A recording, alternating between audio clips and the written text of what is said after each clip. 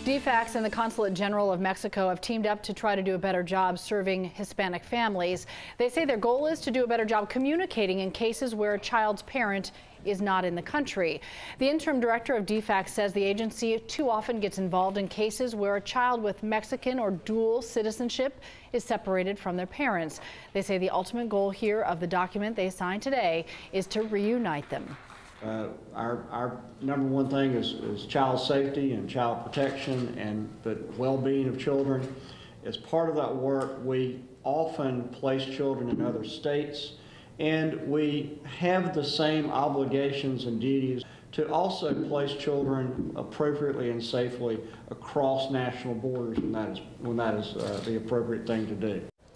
DFCS interim director says they'll update the policy very soon, so they will be, in his words, friendlier to situations regarding children of Mexican nationals.